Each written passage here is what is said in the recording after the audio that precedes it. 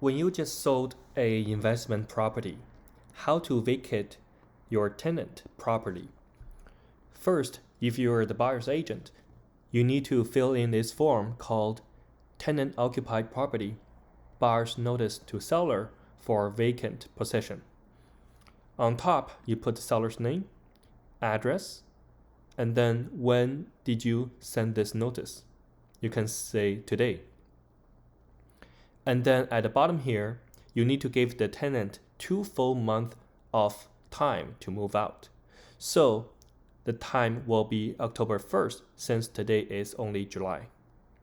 And then put the address here and put today's date, execution date, and then put the buyer's name and buyer's signature.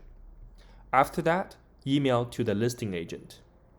So after the listing agent receives this form, they will have to email the tenant this 2 months notice to end tenancy.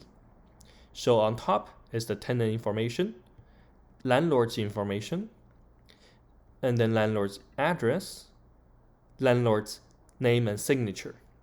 On the second page, you should put check on the first box, says the buyer will be occupying the property, and who is occupying the property, the landlord, the new landlord, and landlord's boss, right? You check on that. And then you put purchaser's information here, the buyer, first name, last name, and buyer's address, and copy of contract purchase attached, or copy of purchaser's written request for seller to vacate, which we have previously attached. And then at the bottom here, you can choose either email or in person, or you attach a copy on the door. So this is the proper way to vacate a tenant.